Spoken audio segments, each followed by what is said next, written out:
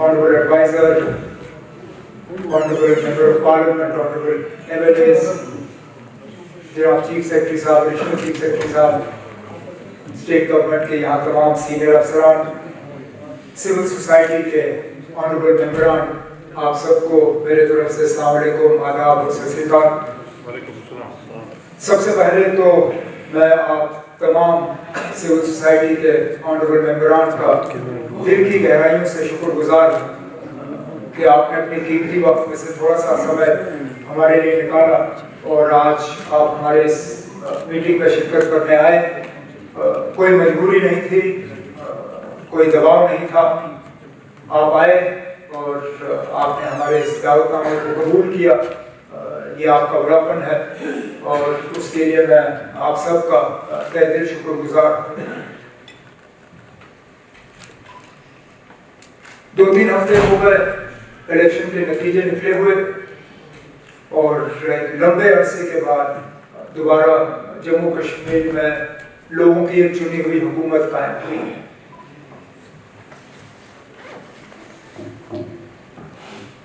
ये एक नया सिलसिला है हमारे।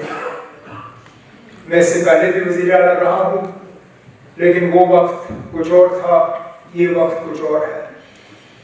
आज के हालात और उन हालात में ज़मीन आसमान का फर्क है और थोड़ा सा इस बात का एहसास इस मीटिंग के दौरान ही मुझे मिला, शायद आप लोगों को भी मिला होगा।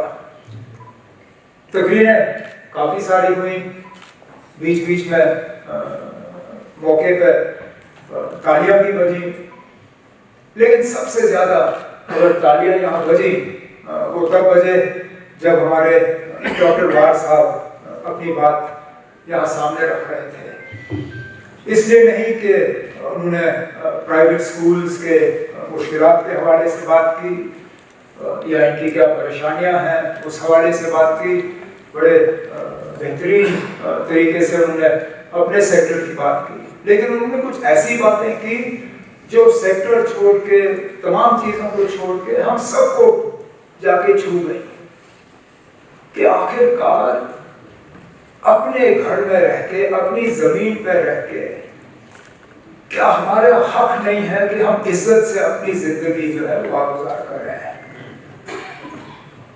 क्या हमें बेइज्जत होके यहाँ रहना होगा? क्या हमें यही देखना होगा कि जगह जगह हमें तंग किया जाएगा, परेशान किया जाएगा? क्या हमें विकार का कोई हक नहीं? और मैं इसी बात पे अपनी जो है छोटी सी इसमें इंटरवेंशन में शुरू करना चाहता था कि हमें बाकी सब चीजें वो हमें मिल जाएंगी, चाहे वो बिजली हो, सड़क हो, पानी हो, रोजगार हो, फ्रूट मंडी में दुकानें हो, लेकिन अगर हम इज्जत से नहीं रह सकते,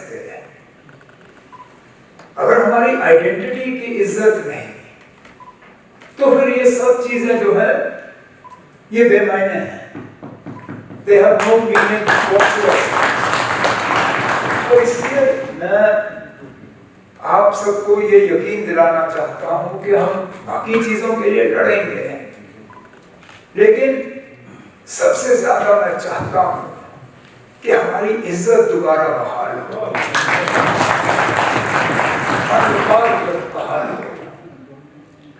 हमें अपने जमीन पे अपना हक हो, अपने रोजगार पे अपना हक हो, हमारी रिसोर्सेज जो हैं उस पे पहला हक हमारा होना चाहिए, फिर दूसरों का।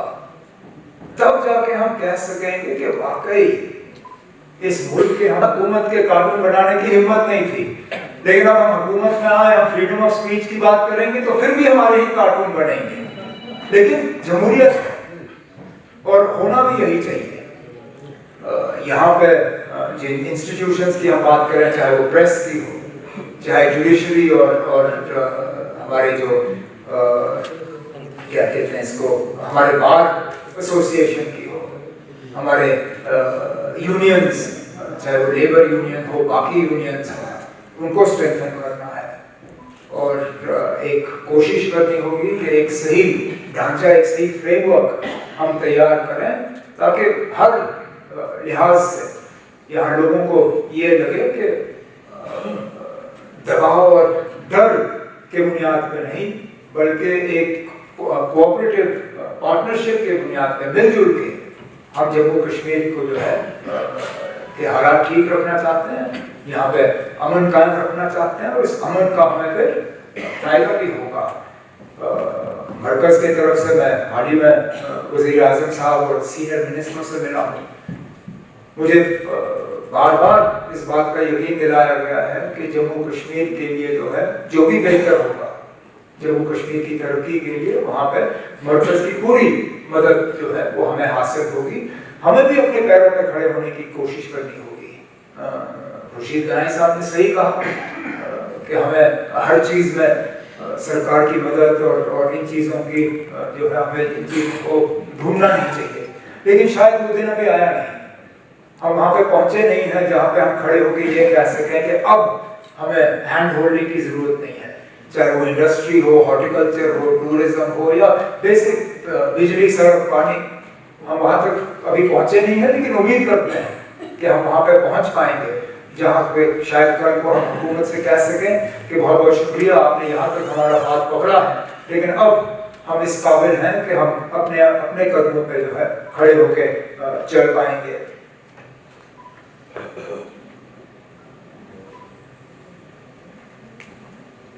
मैं हर इशू का यहाँ पे जवाब दे नहीं पाऊंगा, लेकिन एक एक इशू को यहाँ पे नोट किया हुआ है।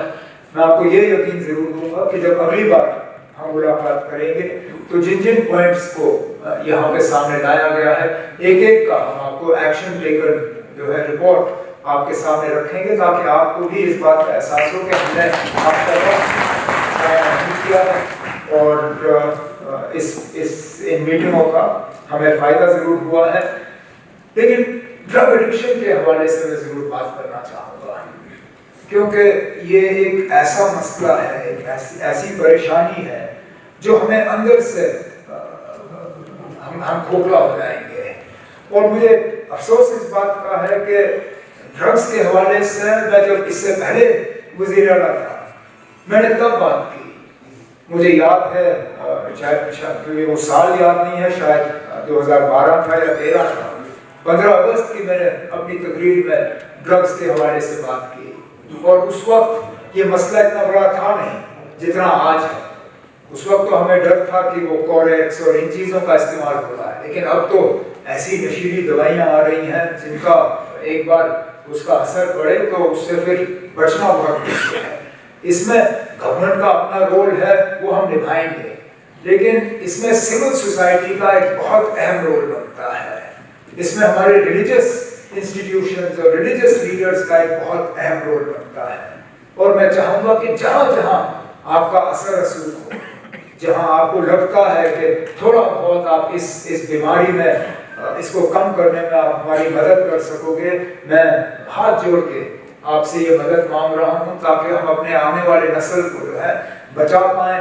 रिलीजियस जो हमारे लीडर्स हैं, मजहबी जो रहनुमा हैं, उनसे अलग मैं गुजारिश करूंगा कि वो भी इसमें हमारी मदद करें। और कोशिश ज़रूर हमारी ये होगी कि हमारे जो बॉर्डर्स और जहाँ से ये ड्रग्स आते हैं उनको हम टाइट करेंगे, अपने इन्फोर्समेंट को टाइट करेंगे। यहाँ पे ड्रग रिहैबिलिटेशन के जो सेंटर्स हैं उन्हें हमें स्ट्रेंथन करना होगा, उनको बढ़ाना होगा। और लेकिन रिहैबिलिटेशन की तब ज़रूरत पड़ती है जब नशा हो जाता है। हमारी तो ये कोशिश होनी चाहिए कि हम वहाँ तक पहुँचे ही ना, कि हम वहाँ तक पहुँचने से पहले ही अपने बच्चों को, बच्चियों को बचा पाएँ। लेकिन ये बातें जो है हम आगे इनको हम चालू रखेंगे। लेकिन आज के मौके पे मैं अपने साथियों की तरफ से, अपने तरफ से आप सबका शुक्रगुजार हूँ और उम्मीद करता हूँ कि जब अगली बार हमें इस तरह मिलने का मौका मिलेगा तो जो बातें यहाँ हुई हैं उनमें से काफ़ी सारे हम हल कर चुके होंगे, और फिर जो नई बातें होंगी वो हम वहाँ कर लेंगे। फिर आज की मीटिंग के लिए मैं आप सबका शुक्रगुजार हूँ। शुक्रिया।